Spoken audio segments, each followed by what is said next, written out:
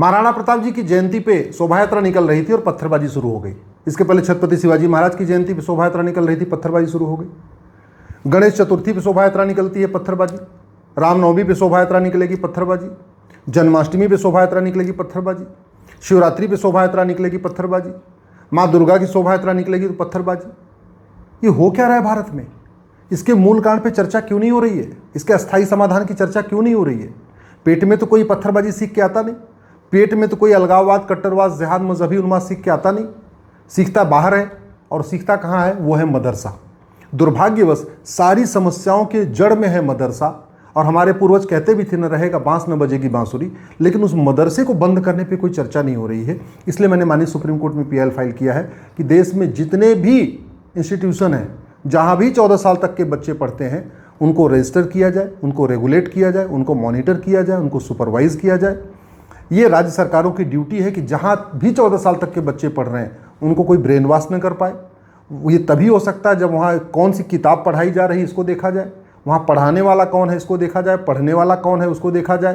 Plus ये जहाँ मदरसे खुल रहे हैं, इनको खुलवाने वाला कौन है, मदरसों की फंडिंग कहाँ से आ रही है इसको देखा जाए। दुर्भाग्यवश भारत के संविधान की गलत व्याख्या करके मदरसों को एक तरीके से कानून के दायरे से बाहर निकाल दिया, राइट टू एजुकेशन के दायरे से बाहर निकाल दिया। पहले जब राइट टू एजुकेशन एक्ट बना था तो मदरसे उसके कंट्रोल में थे। 2012 में राइट टू एजुकेशन एक्ट में बदलाव किया गया, मदरसों को बाहर निकाल दिया, मिशनरी स्कूल को बाहर निकाल दिया, कॉन्वेंट मॉन्टेसरी को बाहर निकाल दिया। तो नतीजा ये हुआ कि मदरसों में पढ़ाने वाला कौन है सरकार को नहीं पता, कोई ऑडिट ही नहीं होती। पढ़ने वाला कौन है सरकार उसकी ऑडिट नहीं करती। मदरसे में किताब कौन सी पढ़ाई जा रही है कुछ ऑडिट नहीं होती। मदरसों में ब्रेन वॉश हो रहा है या वास्तव में ठीक सी चीज़ें पढ़ाई जा रही उसकी कोई ऑडिट नहीं होती। मदरसों में नारी तू नारायणी सिखाया जाता है, यत्र नारस्तु पूज्यते रमनते तत् देवता सिखाया जाता है। मदरसों में वसुधैव कुटुंबकम सिखाया जाता है। मदरसों में सबका कल्याण हो सिखाया जाता है, या मदरसों में नफरत सिखाई जाती है, पाक नापाक सिखाया जाता है। इसकी कोई ऑडिट ही नहीं होती। तो जब तक मदरसा नहीं बंद होगा तब तक देश में अशांति बंद नहीं हो सकती। और जहाँ जहाँ डेमोग्राफी बदली है वहाँ वहाँ पत्थरबाजी शुरू हो चुकी है। शोभा यात्रा कोई हो, ऐसे कई बार लगता है कि शोभा यात्रा तो बहाना होता है, झगड़ा करना बहाना होता है। क्योंकि ऑल ऑफ सडन अगर शोभा यात्रा निकल रही है और ऑल ऑफ सडन अगर छत से पत्थर फेंकना शुरू हो गया, इसका मतलब छत पे पत्थर अपने आप तो गया नहीं, पहले से प्लान करके छत पे पत्थर रखा हुआ था। कुछ लोग कहते हैं कि नहीं वो तो झगड़ा हो गया इसलिए पत्थरबाजी शुरू हो गया। भैया जब झगड़ा हो भी गया तो छत पे पत्थर कहाँ से पहुंच गया? और वो भी एक छत पे नहीं, पता चला 10-10 घर पे, 20-20 घर पे, जितने वहाँ घर सबके घरों पे पत्थर रखा हुआ है। ऐसे कैसे हो सकता है? तो ये बड़े प्लान्ड वे में हो रहा है। और ये जो इसका मूल कारण है मदरसा, इसका मूल कारण है जनसंख्या विस्फोट, इसका मूल कारण यहाँ की जो डेमोग्राफी में बदलाव हो रहा है। डेमोग्राफी बहुत तेज़ी के साथ बदल रही है। पिछले डेमोग्राफी में बदलने का दुष्परिणाम ये हुआ कि पिछले 2000 साल में भारत के 25 टुकड़े हो गए।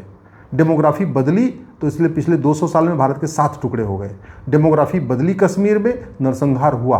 डेमोग्राफी बदली जहाँ भी बदली, चाहे वो पाकिस्तान में बदली तो नरसंहार हुआ, डेमोग्राफी चटगांव में बदली नरसंहार हुआ, डेमोग्राफी ढाका में बदली नरसंहार हुआ, डेमोग्राफी कराची में बदली नरसंहार हुआ, डेमोग्राफी मुल्तान में बदली नरसंहार हुआ, डेमोग्राफी सिंध में बदली नरसंहार हुआ।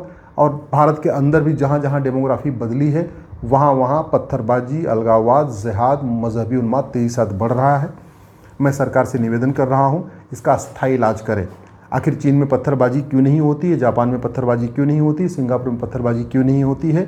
उसका कारण है कि वहाँ कानून कठोर है और कोई पत्थरबाजी करे तो ऐसी सज़ा देते हैं कि सदियों तक कोई लोग उस दोबारा पत्थरबाजी करने की हिम्मत नहीं करते।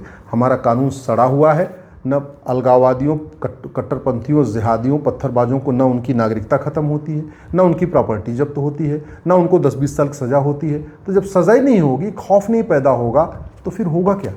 ये जो कल पत्थरबाजी हुई है महाराणा प्रताप जी की जयंती पे, ये उत्तर प्रदेश में हुई है, जो भारत के सबसे कड़क मुख्यमंत्री का प्रदेश है, वहाँ पत्थरबाजी हुई है।